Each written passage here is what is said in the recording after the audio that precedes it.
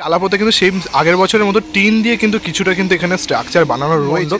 আর main মণ্ডপকে ঘিরে কিন্তু এরকম গোল করে দেখতে পাচ্ছি একটা স্ট্রাকচার এরকম নির্মাণ করা হচ্ছে। লোহার স্ট্রাকচারগুলো কিন্তু ধীরে ধীরে প্রবেশ করানো হচ্ছে মণ্ডপের। সেই ব্যানারের কিন্তু একটা ভাগ আবার উদ্বোধন হলো।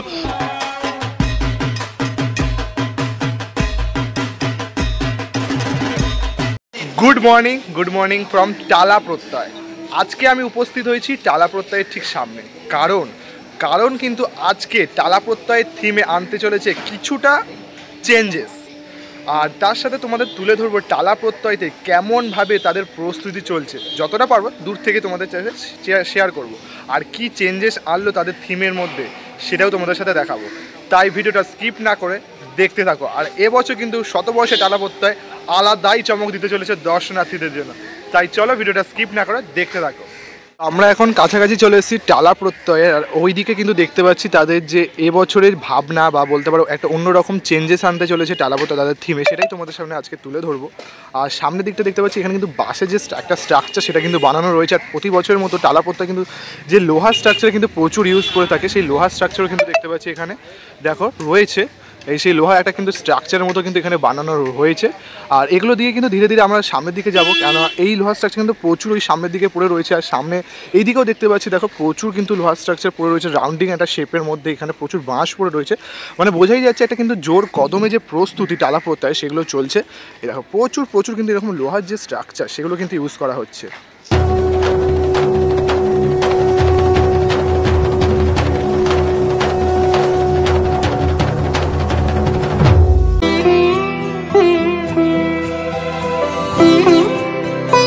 একই সাথে যেমন যেহেতু দেখলাম যে একটা থিম উন্মোচন হলো, তার সাথে কিন্তু তোমাদের একটু ছোট্টর ওপর যে দেখিয়ে দিই যে কেমনভাবে কি প্রস্তুতি নিচ্ছে বাইরে থেকেই। যেমনটা এখানে দেখতে পাচ্ছি কিন্তু প্রচুর লোহার স্ট্রাকচার পড়ে রয়েছে, যেমনটা কিন্তু প্রতি বছরই টালা প্রত্যয় লোহার স্ট্রাকচার দিয়ে নানা রকম কিন্তু যে চিন্তা ভাবনা তারা কিন্তু তাদের ফুটিয়ে তোলে। দেখতে পাচ্ছ পুরো এই জায়গাটা অ্যান্ড পুরো জায়গাটা জুড়ে কিন্তু প্রচুর লোহার স্ট্রাকচার পড়ে রয়েছে। আর লোহার স্ট্রাকচারের সাথে সাথে কিন্তু দেখতে পাচ্ছি এখানে প্রচুর বাঁশেরও ইউজ করা হচ্ছে। যেন প্যান্ডেল বানাতে গেলে কিন্তু বাঁশের প্রয়োজন, সেই বাঁশ দিয়ে কিন্তু পুরো মণ্ডপটা সেজে উঠছে। দেখতে পাচ্ছ মণ্ডপটা কিন্তু একটি বিশাল আকারে কিন্তু মণ্ডপ ধারণ করেছে। দেখতে পাচ্ছি দেখো টালা প্রত্যয়ে যে মণ্ডপটা বিশাল উচ্চতা সম্পন্ন করা রয়েছে। এইদিকে কিন্তু একটা পার্ট রয়েছে যেটা কিন্তু পুরোটা বাঁশ দিয়ে কিন্তু তৈরি করা হচ্ছে দেখতে পাচ্ছি।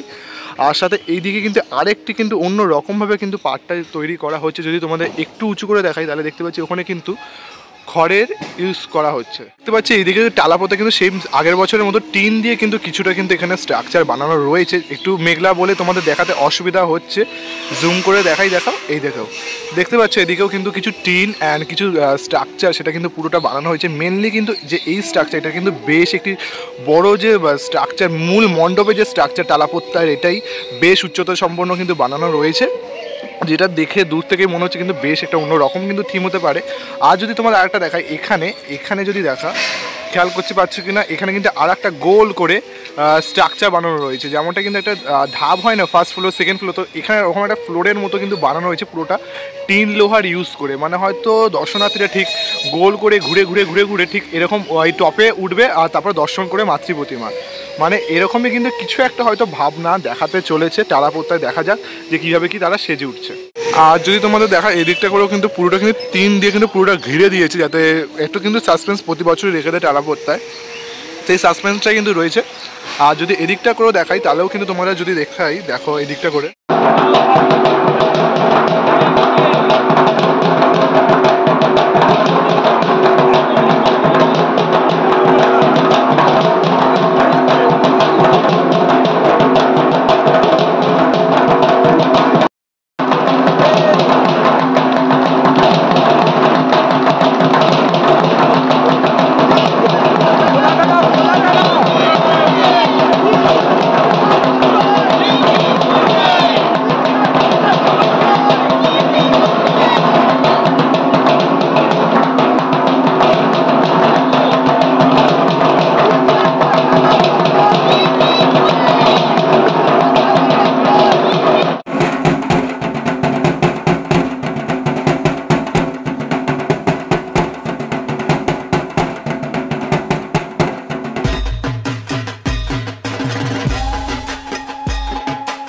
প্রত্যয়তে একটাই কারণ আসার, আজকে কিন্তু একটি যে তাদের ব্যানার, সেই ব্যানারে কিন্তু একটা ভাগ আবার উদ্বোধন হলো।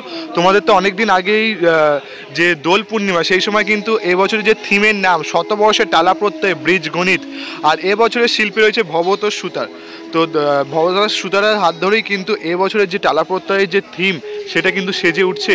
আর তার মধ্যে দিয়ে কিন্তু আরেকটি তাদের থিম ভাবনা, সেটা কিন্তু আজকে যেটা বলতে পারো উদযাপন হলো, যেটা হচ্ছে বীজ অঙ্গন। শতবর্ষের টালা প্রত্যয়ে বীজ অঙ্গন নামকরণের বাংলার রূপকল্প রচয়িতা মাননীয় মুখ্যমন্ত্রী মমতা বন্দ্যোপাধ্যায়ের হাত মানে দিদির উদ্যোগে কিন্তু যে এই নামটা টালা প্রত্যয়ে যে নতুন আর একটি কিন্তু থিমের নামকরণ করা হলো। আর তোমাদের তো যেটা বললাম যে ভাবনা বা বলতে পারো সৃজনে আমাদের ভবতোষ সুতার শিল্পী ভবতোষ সুতারের হাত ধরেই কিন্তু এবছর টালা প্রত্যয়ের যে থিম বা বলতে পারো ভাবনা সেটা কিন্তু নির্মাণ করা হচ্ছে। আর এবছরে যেই সেই থিম ভাবনার প্রথমে নাম ছিল বীজ গণিত, আর তারপরে কিন্তু মাননীয় মমতা বন্দ্যোপাধ্যায়ের হাত ধরে সেই নাম কিন্তু কিছুটা চেঞ্জ করে দেওয়া হলো বীজ অঙ্গন, এ সিট কোর্ট ইয়ার্ড। দেখতে পাচ্ছ সেইটাই কিন্তু শতবর্ষের টালা প্রত্যয়ে এবছরের নিবেদন।